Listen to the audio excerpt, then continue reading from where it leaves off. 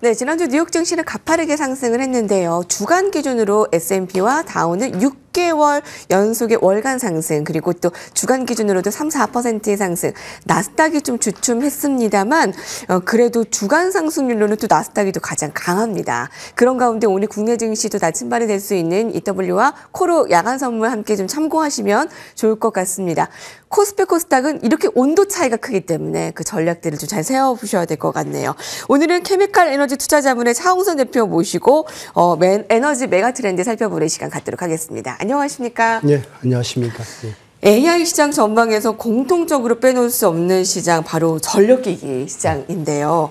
네, 최근에 또 설비 교체 수요가 전 세계적으로 맞물리면서 단가 인상과 역대급 수주가 이어지고 있는데요. 현재 흐름 어떻게 보고 계신가요? 원래 촉발제는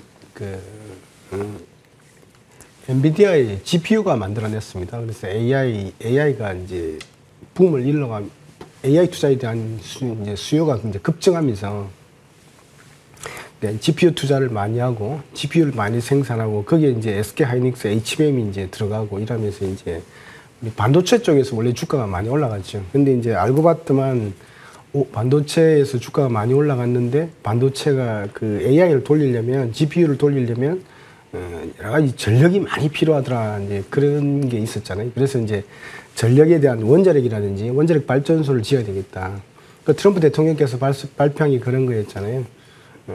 원자력이 미국에 이제 100개가 있는데 100기가 있는데 300기를 더 만들어야 되겠다. 이제 이런 것 때문에 이제 원자력 주기기들이 이제 주가 많이 좋아졌었고. 네. 그러다 보니까 이 원자력하고 그다음에 예를 들면 그게 이제 LNG 발전소, 미국 같은 경우는 석탄 발전소 클린콜이라고 하잖아요. 트럼프 대통령께서는 이제 깨끗한 청정 석탄이라고 그러는데 또 여기를 또 연결하려면 LNG 발전소를 이 AI 데이터 센터한테 연결하려면 변압기, 차단기, 예를 들면 전선이 필요하다. 그걸 이제 노후화된 걸 교체를 해야 된다. 그래서 이제 그런데 보면 변압기, 차단기 같은 주식들이 이제 주식이 많이 상승을 했었죠. 그래서 이제 그러니까 GPU, 그다음에 HBM, 그다음에 원자력, 그다음에 변압기, 차단기 같은 이제 이런 형태로 갖고 제가 볼 때는 이제 주식 시장에서는 그래서 제2의 엔비디아, 네. 예를 들면 이런 변압기, 차단기 주식을 찾고 있는 것 같아요. 많이들 찾고 계시는 것 같아요. 그걸 저는 이제 어떻게 보고 있느냐면은 전력 생산이라고 보고 있습니다. 전력 생산 예를 들면 또 길게 보면 또 ESS도 있겠지만 전력 생산 같은 경우 실질적으로 보면은 미국 같은 경우도 말씀드렸지만 원자력 발전소를 왜 300기를 짓겠다는 이런 행정명령에 미국 대통령께서 서명을 했느냐면은 실질적으로 보면은 매출액이 미국 같은 경우는 한 300조 원이 올라가야 되고 한국 같은 경우도 한 30조 원이 올라가야 되기 때문에 이제 향후에 그 넥스트 예를 들면 엔비디아라는 이런 거는 제가 볼 때는 전력 생산 예를 들면 한국전력 같은 기업이 되지 않겠냐 이제 저는 그렇게 개인적으로 생각하고 있습니다. 차 대표님과 함께하면서 한국전력을 빼놓을 수 없죠. 올 들어서만 168%가 올랐습니다. 이제 12월 접어들었는데 올 한 해 거의 참 주목을 받았던 종목이에요. 11월에만 24%가 오르고요. 그런데도 또 12개월 PBR이 0.5배에 불과 관심을 가질 수밖에 없는 이 상황에서 자, 주가가 또 이렇게 상승한 배경 그리고 호재 기대에 매수가 몰린 이 상황에 대해서 또 어떻게 볼 수 있을까요? 첫 번째는 한국전력의 당기순이익이 보면은 한국전력은 15년 동안 시장에서 잊어버린 주식이었어요. 15년 동안. 왜냐하면 2023년까지 뭐냐면은 우리나라가 전기요금을 제대로 적정하게 인상하지 않았습니다. 인상하지 않았고 원가가 올라오는데도 인상하지 않았고 이래가지고 예를 들면 우리나라가 이제 적자전기를 쓰죠. 적자전기. 돌리면 돌릴수록 소멸한 전기를 전 국민이 다 쓴 거죠. 15년 동안. 그러다 보니까 부채가 올라가기 시작했어요. 부채가 어떻게 올라갔냐면 지금 200조 원까지 올라갔다. 200조 원이면 우리나라 정부 부채도 더해지기 때문에 200조의 숫자는 큽니다. 크기 때문에 그래서 이제 더 이상 그럴 수가 없어서 이제는 전기요금을 현실화했는데 그게 유럽 대비로는 절반밖에 안 돼요. 네.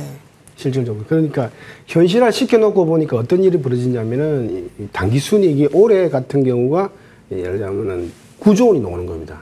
9조 원. 9조 원이 나온 그 상황에서 이제 AI 수요까지 붙어버린 거죠.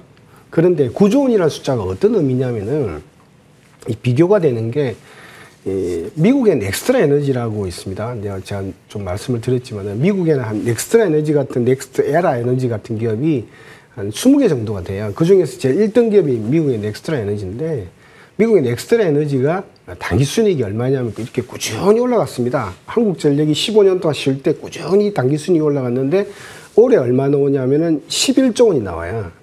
그리고 한국전력이 9조 원이 나오는 겁니다. 그런데 11조 원이 나오는 넥스트라 에너지가 한국전력과 거의 유사하다고 보시면 돼요. 네네. 11조 원이 나오는 이런 넥스트라 에너지가 시가총액이 얼마지 하니까 260조 원인 거예요. 그러니까 11조 원 꼬박이 PER로 23배를 하더라는 거예요. 260조 원. 또 미국 내에서 전력을 공급하는 겁니다. 그러면 한국전력은 한국 내에서 전력을 공급하는 거잖아요. 전력을 생산하는 거잖아요. 그럼 9조 원에다가 23배를 곱하면 이 어마어마한 숫자가 나와버려요. 한 약 200조 원이라는 숫자가 나와버려요. 예. 근데 지금 이제 올라도 34조 원이 되니까 첫 번째, 단기 순이익 대비 미국 기업하고 비교를 해보니까 너무 저평가돼 있더라.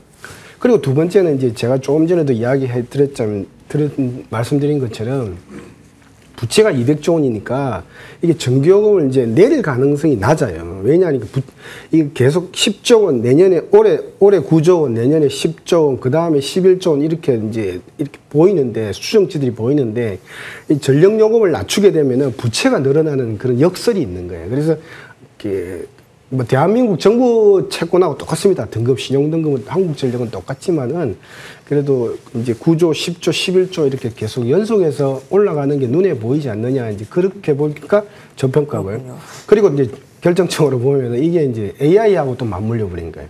지금 100조를 만들고 있는데 전력 생산으로 만들고 있는데 미국이 300조가 올라가야 되거든요. AI 때문에 전력 생산이. 근데 우리나라도 AI 3대 강국으로 간다고 그러잖아요. 그러면은 30조 원 정도는 더 늘어야 되는데 한 5년에서 7년 사이에 그러다 보면 이게 100에서 130조로 가야 되는 거예요. 그러면은 발전소를 더 지어야 되는 이런 AI 때문에 LNG 발전소라든지 여러 가지를 더 지어야 되는 그런 형태가 되기 때문에 한국전력을 오히려 이제 지금은 이익으로 봤는데 성장성, AI를 위한 가장 큰 성장주가 이런 전력기기 형태로 본 거 아니냐. 그래서 원자력 기기 형태, 그다음에 HBM 형태로 지금 한국전력을 보고 있는 거 아니냐. 이제 그렇게 올라오고 있습니다. 그래서 그다음에 이제 정부 정책이 지금 보면은 이사회 충실업무라든지 이런 걸 이렇게 많이 도입을 했지 않습니까? 그러다 보니까 정부 정책에 부응하는 여러 가지 한국전력의 뭐 기업 설명이나 뭐 많이 한다든지 이런 적정 밸류로 가는 활동들이 많아지지 않겠냐. 그 다음에 뭐 한국전력 자회사들 그렇고, 그런 여러 가지 배경 때문에 지금 주가가 올라가고 있다. 이익 플러스 성장이 붙어 있다. 이렇게 보시면 될 것 같습니다. 미국 기업과 이제 비교를 계속 해주시는데요. 예를 들면 넥스트라 에너지를 생각했을 때 한국전력은 충분히 더 올라가야 되는 그런 지금 상황이다라는 그렇죠. 말씀이신데요. 급등 배경에는 실적 그리고 AI 수요 또 미국 원전 사업 여러 가지를 봤을 때 어디까지 더 올라갈 수 있을 거라고 그럼 보십니까? 우리나라가 그러니까 투자자분들이 평가인데 이게 그러니까 시장이 놀라는 거죠. 그러니까 이게. 그러니까 내년에 10조가 나옵니다. 그러니까 11조, 그러니까 이런 걸 한번 화두를 던져보 드릴게요. 11조 나오는 미국의 넥스트라 에너지가 260조 원입니다. 그러면은 10조 나오는 한국전력은, 근데 이게 5년간은 더 지속될 것 같다. 계속 10조, 11조, 12조. 그러면 얼마냐 이래 되는 거예요. 놀랄 만한 숫자가 나오는 거죠. 그러니까 9조 원 꼬박 23배를 하면 200조 원이라는 숫자가 나오는데 과연 그 밸류에이션을 우리가 받을 수 있느냐라는 의문도 있지만은 제가 볼 때는 또 왜 미국 넥스트라 에너지와 동급으로 비교할 수도 있는 거 아니냐는 그런 것도 긍정적인 시각도 많다 이렇게 하면서 제가 화두를 던지겠습니다. 정말 그야말로 만년 저평가였던 게 이제 주가 재평가가 본격화돼야 된다. 본격화될 것이다 라는 말씀이시네요. 자, 한국전력 알아봤고요. 그 롯데케미칼과 HD 현대케미칼 구조 개편 방안이 빨라지고 있습니다. 정부의 전방위적 압박도 속도전에 불을 지피고 있는데 업계 재편 도미노 예고 뭐 간단하게 좀 살펴본다면요. 이게 뭐냐면은 정부가 보면은 그러니까 대한민국 이재명 대통령께서 이 정부가 어떤 전략을 취하고 있냐면은 조선 주식처럼 되려고 하고 있는 겁니다. 화학 주식. 뭐냐면 조선이 중국하고 경쟁을 붙었잖아요. 그러면서 적자에 있다가 구조조정을 합니다. 그래서 통합을 하면서 LNG선이라든지 고부가 선종, 그다음에 군함 이쪽으로 많이 가 있는 상태에서 트럼프 대통령 발주가 터진 거잖아요. 그러면서 이익이 굉장히 급속도로 올라가는 형태, 그걸 보고 계신 거예요. 그래서 화학은 두 분류 보면 있을 때야. 그래서 스페셜티가 강한 회사 같은 경우는 부채 비율이 없는 회사들도 있어요. 그런 회사들은 구조조정 통합의 대상이 아니고요. NCC 크래커는 정말 필요하기 때문에 중국이 집중적으로 들어왔거든요. 그러니까 요거를 좀 합치자. 대산은 대산, 여수면 여수, 울산이면 울산 이렇게 합쳐가지고 우리가 중동에는 오펙이 있잖아요. 결사체죠. 석유의 결사체. 그다음에 중국은 국가 자본주의로 화학이 들어왔잖아요. 화학, 철강이 들어왔으니까 우리도 경쟁하지 않는 분야. 예를 들면 지금 현재는 중국과 경쟁을 해야 되니까 그래서 원가를 떨어뜨리고 판가를 높이는 전략. 그게 이제 지금의 통합이다 이렇게 보시면 될 것 같고. 근데 이제 공교롭게도 보면은 워렌 버핏 회장님이 옥시덴탈 페트롤리움이라든지 쉐브론도 투자했지만 그게 부채비율이 140%, 네. 80%거든요. 네. 근데 우리나라 통합하는 기업들이 부채비율이 73%밖에 안 돼요. 그러니까 이제 오히려 보면 정부가 조금 이렇게 강한 화학을 만들기 위해서 원가를 떨어뜨리고 판가를 올리는 그런 전략을 취하고 있는 게 통합이다. 그러니까 좋은 신호다 이렇게 보시면 될 것 같습니다. 네. 그러니까 화학이 이제 조선화되는, 그러니까 아마 주가 상승 더 긍정적으로 볼 수 있겠고요. 이 시간에 AI와 전력이 동시에 들어가는 황금 코너가 아닐까 싶습니다. 네, 창훈 대표님과 함께하는 시간이요. 케미칼 에너지 투자자문의 창훈 대표님과 함께했습니다. 고맙습니다. 네.